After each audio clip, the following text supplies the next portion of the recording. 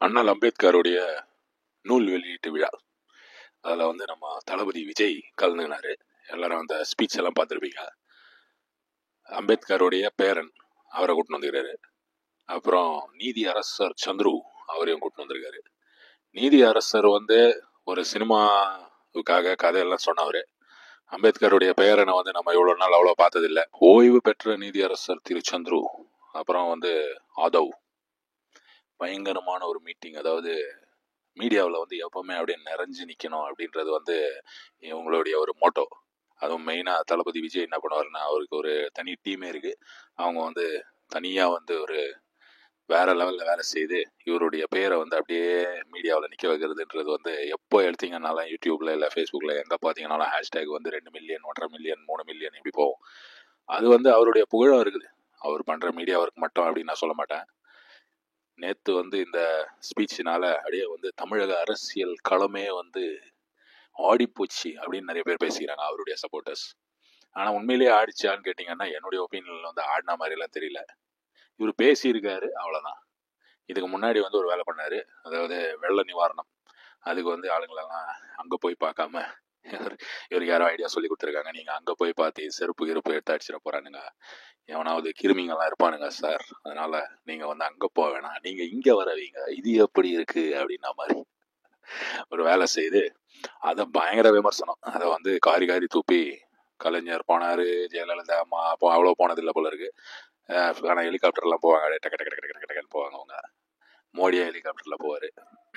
வந்து எம்ஜிஆர் போயிருக்காரு, விஜயகாந்த் போயிருக்காரு, நம்ம இபிஎஸ் போயிருக்காரு, ஓபிஎஸ் போயிருக்காரு, வைகோ போயிருக்காரு. இப்படி வந்து நியூஸ் சேனல்ல அதில் எல்லாம் வந்து போட்டு அப்படியே இவரை வந்து அட்டாக் பண்ணியிருந்தாங்க.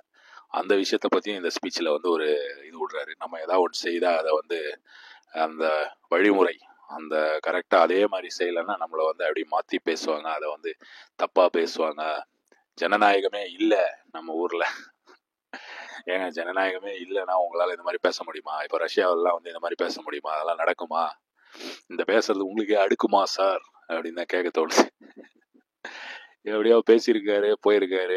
திருமாவளவன் சார் வந்து வரல. திருமாவளவன் சார் வராததுனால அவருடைய அசிஸ்டன்ட் வந்திருக்காரு. அவர் வராததுக்கு வந்து எதிர்கட்சிகள், அவருடைய கூட்டணி கட்சிகள் தான் காரணம். அவர் வந்து வரக்கூடாதுன்னு ப்ரெஷர் கொடுத்துருக்காங்க, ப்ரெஷர் குக்கரில் அவரை வச்சிருக்காங்கன்ற மாதிரி எல்லாம் பேசினாரு. அண்ணல் அம்பேத்கரை பற்றி கொஞ்சம் கதையெல்லாம் சொன்னார். அவர் எப்படி வண்டியில் போனது, அவர் படிக்க போன கதை, அது இது இந்த மாதிரி பல விஷயங்கள் சொன்னார். இதெல்லாம் வந்து இப்போ நோண்டி நொங்கு எடுப்பாங்கன்னு வைங்க. ஆனால் இவர் வந்து இதெல்லாம் பேசியிருக்காரு. இவருக்கு வந்து கூட இருந்து ஐடியா சொல்லி கொடுக்குற அந்த ஒரு குரூப் ஆஃப் பீப்புளா, இல்லை ஒரு ஆளா, இல்லை 2 ஆளா, எவ்வளோ பேருன்னு தெரியல. அவங்க வந்து செய்கிற சில மிஸ்டேக்ஸ்னால இவர் வந்து அசிங்கப்படுறாரு. இன்னும் ஃபியூச்சரில் வந்து இவர் அசிங்கப்படுறதுக்கான வாய்ப்புகள் இருக்குது அப்படின்னு நான் சொல்லுவேன். அவருக்கு நிறைய சப்போர்ட்டர்ஸ் இருக்காங்க, அவங்களெல்லாம் வந்து விசில் அடிச்சான் குஞ்சு அப்படின்ட்டு கிண்டல் பண்ணுறாங்க. இந்த மாதிரி அந்த கூட்டத்தில் வந்து பார்த்தீங்கன்னா எல்லாம் வெள்ளை சட்டை கருப்பு பேண்ட்டாக இருக்குது. எல்லாமே வந்து இவருடைய தொண்டர்கள், அந்த ஃபேன்ஸ் கிளப்ல இருந்தவங்க தான்ப்பா. இதெல்லாம் ஒரு கூட்டமா அப்படின்ற மாதிரி. ஆனால் விகடன் அவருடைய நூல் வெளியீட்டு விழா அப்படின்னும் போது அதுக்கு ஒரு தனி கூட்டம் வரணும். ஆனால் அந்த கூட்டம் வந்து அவ்வளோ வந்த மாதிரி தெரியல எனக்கு. எப்படியோ நல்லா சூடாக போய் நிற்குது. சூடான சாம்பாரில் கை விட்டா மாதிரி ஒரு சிலர் வந்து தவிச்சுட்டு இருக்காங்கன்னு வைங்க. நான் வந்து டிஎம்கேவெல்லாம் சொல்ல, டிஎம்கே வந்து அப்படி தவிக்க வேண்டிய அவசியம் இல்லை அப்படின்னு நான் நினைக்கிறேன். அவங்க வந்து ஸ்டாண்டர்டாக அவங்க அப்படியே அந்த பொசிஷனில் இருக்காங்க. இந்த மாதிரி விஷயங்கள்லாம் நடக்கும்போது எனக்கு இன்னொரு விஷயம் என்ன தோணுதுன்னா, சீமான் அண்ணனை பற்றி அவ்வளோ ஒன்றும் விமர்சனம் பண்ண மாதிரி எனக்கு தெரியல. அவரு ஓப்பனா வந்து நோ ப்ரோ, இல்ல ப்ரோ அப்படின்ற மாதிரிலாம் பேசி இவரை கலாய்ச்சாரு.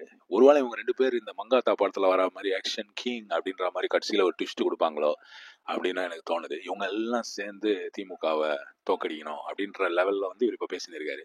மணிப்பூரை பத்தி எல்லாம் பேசுறாரு. மணிப்பூர்ல வந்து இவ்வளவு கலவரம் நடந்திருக்கு, அதை பத்தி கண்டுக்கவே இல்லை நம்மளுடைய ஒன்றிய அரசாங்கம். ஒன்றிய அரசாங்கம்னு சொல்லும் போது அப்படி லைட்டா சிரிச்சாரு. ஏன்னா ஒன்றிய அரசாங்கம்னு சொல்றது வந்து அவங்களுக்கு பிடிக்காது. அவங்க வந்து சென்ட்ரல் கவர்மெண்ட், அவங்க வந்து ஒன்றன அரசாங்கம் கிடையாது, அப்படி ஒன்றி நிற்கிறாங்கன்னு கிடையாது. அவங்க வந்து மத்திய அரசு, இது மாநில அரசு அப்படி சொல்லணுன்றது தான் வந்து அவங்களுடைய ஒரு தாட்டு. ஆனால் இவங்க வந்து இந்த ஒன்றிய அரசாங்கம்னு சொல்லும் போதெல்லாம் அவங்களுக்கு ஒரு போக்கிங் இது வரும், அவங்களுக்கு ஒரு இரிட்டேஷன் ஆகும். இதை முதல்ல ஆரம்பிச்சது வந்து நம்ம கலைஞர் ஐயாவும் ஸ்டாலின் சார் இவங்க எல்லாம் தான் இதை ஆரம்பிச்சு விட்டாங்க, ஒன்றிய அரசு ஒன்றிய அரசு அப்படின்றது. அது கேட்கும் போதே அவங்களுக்கு ரொம்ப இரிட்டேட்டிங் ஃபீலிங் வரும். எப்படியோ இந்த மாதிரி எல்லாம் பண்ணிட்டு போயிறாரு. இவர் வந்து இந்த ஒரு நூல் வெளியீட்டு விழா வந்து அம்பேத்கரை சார்ந்த ஒரு விஷயம் பண்ணும்போது, அதுவும் அவருடைய அந்த ஒரு ஸ்பெஷல் டேட் நேற்று, இந்த டேட்ல பண்ணும்போது இது வந்து ஒரு பெரிய இம்பேக்ட், தலித் மக்கள் கிட்ட ஒரு பெரிய இம்பேக்ட். அதில் வேற இந்த ஆதவ் என்ன சொல்றாருன்னா, தலித் அல்லாத ஒரு நபர், அதுதான் விஜய். இவர் வந்து தலித் கிடையாது, ஆனாலும் இவர் வந்து தலித்துக்காக இவ்வளோ குரல் கொடுக்குறாரு அப்படின்றாரு. தலித்துக்கு வந்து அவ்வளோ ஒரு கஷ்டத்தில் அவங்க இருக்கிறாங்கன்னு சொல்றது வந்து தப்பு. எவ்வளவோ இம்ப்ரூவ் ஆயிருக்காங்க, எவ்வளவோ ஃபீல்டில், எவ்வளவோ இதில் வந்து அவங்க வந்து பெரிய பெரிய போஸ்டிங்லலாம் இருக்காங்க. வேற ஒரு விஷயம் என்னன்னா, இந்த பெரிய பெரிய போஸ்டிங்ல இருக்கவங்களுடைய பசங்களுக்கும் அந்த சலுகைகள் எல்லாமே கிடைக்குது. இப்போ வந்து ஒரு ஐபிஎஸ் ஆஃபீஸராக இருக்காரு அப்பா, அவருடைய பையனுக்கும் அந்த சலுகை இருக்கு. அந்த காலத்தில் இந்த கோட்டா விஷயம் ஏன் கொண்டு வந்தாங்கன்னா, பொருளாதார அடிப்படையில் பேக்வேர்டாக இருக்கிறவங்க, பிற்படுத்தப்பட்டவர் அப்படின்ற அந்த ஒரு கன்செப்டுக்காக தான் வந்து இந்த கோட்டா விஷயங்க இதெல்லாம் கொண்டு வந்தாங்க, அவங்களுக்கு சலுகைங்க கொடுத்தாங்க. ஆனால் இப்போ அதை என்ஜாய் பண்ணுற ஒரு 50% ஆளுங்கன்னே சொல்லலாம்.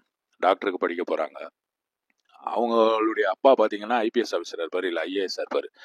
தலித்து ஐஏஎஸ் இருப்பார், அவங்களுக்கும் இந்த சலுகை கிடைக்குது. இது தப்பு அப்படின்னு சொல்றது தான் வந்து பிஜேபி அந்த மாதிரி நிறைய பேர் இதை தப்புன்னு சொல்றாங்கன்னு வைங்க. ஒரு விதத்துல பார்க்கும்போது கொஞ்சம் ஒரு அன்ஃபேரா இருக்க மாதிரி தான் இருக்கும். அவங்க என்னப்பா, அவங்க நல்லா தானே இருக்காங்க, அவங்களுக்கு ஏன் இந்த சலுகை எல்லாம் கொடுக்குறீங்க, ரொம்ப மோசமா ரொம்ப அவஸ்தைப்பட்டு இருக்கவங்களுக்கு கொடுங்களேன் அப்படின்னும் போது, அங்க வந்து தலித்தா இருக்கிற ஒரு சிலர், அந்த பெரிய ஆளுங்களே வந்து இந்த சலுகையை மிஸ்யூஸ் பண்ணி அவங்களுடைய படிக்காத பசங்களை பெரிய பெரிய போஸ்டிங்லாம் ஏற்றி விடுறது, இந்த மாதிரி வேலைகளும் நடக்குது. இதுக்கெல்லாம் வந்து ஒரு தீர்வு வர்றது அப்படின்றது வந்து நம்ம நாட்டில் வந்து ரொம்ப கஷ்டம். வராதுன்னு நான் சொல்ல மாட்டேன், ஆனால் வந்து ரொம்ப கஷ்டம். பல வருடங்கள் ஆகலாம். ஆனால் பல வருடங்கள் ஆனாலும் இந்த மாதிரி ஒரு விஷயம், இந்த மாதிரி ஒரு பிரச்சனைக்கு ஒரு தீர்வு வர்றது ரொம்ப நல்ல விஷயம் அப்படின்னு நான் சொல்லுவேன். எல்லாரும் அதான் சொல்லுவாங்க. ஆனால் வருமா, வரும், ஆனால் வராதுன்ற மாதிரி ஒரு ஃபீலிங் எனக்கு வருது.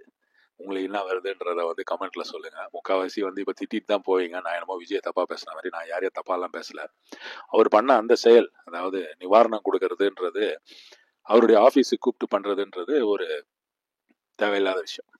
தேவையில்லாத விஷயம்னா அதை பண்ணும்போது கொஞ்சம் பெருசா பண்ணணும். எப்படி பண்ணணும்னா, இப்போ காலையில கூட்டின்னு வந்துட்டு சாயந்தரம் அனுப்பிச்சு விட்டுறக்கூடாது.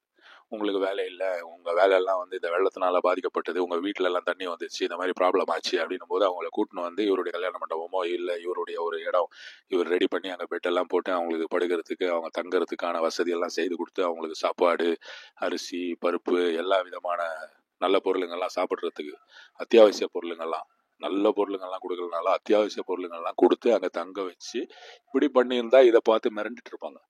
ஆனா அவர் என்ன பண்ணாருன்னா, ஒரு ஸ்டண்ட் காட்டுற மாதிரி ஒரு விஷயம் பண்ணிட்டாரு. இந்த ஸ்டேஜ்லயே கூட வேற ஒரு விஷயம் நிறைய பேர் நோட் பண்ணாங்க, ஆனா நீங்க நோட் பண்ணீங்களான்னு தெரியல. நீதி அரசர், ஓய்வு பெற்ற நீதி அரசர் சந்துரு அவர்களை வந்து கூப்பிடும்போது எல்லாரும் அவருக்காக தான் கை தட்டணும். ஆனா விஜய் ஸ்டேஜில் நின்று என்ன பண்றாருன்னா, அவர் கையெல்லாம் தட்டல, அவர் வந்து டாடா காமிச்சுன்னு இருக்காரு அவருடைய ஃபேன்ஸுக்காக. அதாவது அவருக்கு வந்து அந்த ஒரு புகழ், அந்த ஒரு மேட்டர்ல தான் அவர் ரொம்ப கான்சென்ட்ரேட்டடா இருக்காரே தவிர, அவர் வந்து இந்த மாதிரி மற்றவங்கள மதிக்கிறது அந்த ஒரு விஷயத்துல அவருக்கு கான்சென்ட்ரேஷன் இல்லை அப்படின்னு வெளியில சிலர் பேசிக்கிறாங்க. நான் பேசலைங்க, தப்பா நினைச்சுக்காதீங்க. எப்படியோ ஒரு சின்ன ஒரு வீடியோ போடலாம்னு நினைச்சேன். அதான் விஜய் சாரை பத்தி இந்த ஒரு வீடியோ. பெருசா அவரை வந்து ஃபுல்லா தப்பு தப்பா பேசுறதுன்றது வந்து அது எனக்கு வராது. வரோம், ஆனா அது மாதிரி நம்ம பண்ணக்கூடாது இல்ல. வந்து யாரை பத்தியும் அவ்வளோ வந்து தப்பு தப்பா பேசுறதுன்றது வந்து ஒரு தேவையில்லாத விஷயம். என்னுடைய ஒரு டவுட்டு, சீமான் சாரும் விஜய் சாரும் இப்படிதான் இருக்காங்க, இப்படி இல்லை. அவங்க வந்து ஒரு ஏதோ கேம் விளையாடுறாங்க அப்படின்னு தான் எனக்கு தோணுது. உண்மையிலேயே கேமா, இல்லை இது ரெண்டு பேருக்குமே பாதகமா போக போற ஒரு கேமான்றது வருங்காலத்துல பார்க்கலாம். அடுத்த வருஷமே ஏறக்குறைய தெரிஞ்சிடும். அதுக்கு அடுத்த வருஷம் பார்க்கும்போது எல்லா மேட்டரும் புரிஞ்சிடும், ஒரு தெளிவு வந்துடும். இவர் இதோட படத்துல நடிக்க மாட்டாரா, இல்ல நான் வருவேன், நான் திரும்பி வருவேன்டா, வீழ்வேன் என்று நினைத்தாயோ அப்படின்னு ஒருத்தர் சொன்னார்ல, அந்த மாதிரி இவரும் சொல்லுவாரா அப்படின்றது காலம், சுத்திக்கினே இருக்கிற காலம் இருக்கு பார்த்தீங்களா, அது வந்து பதில் சொல்லும்.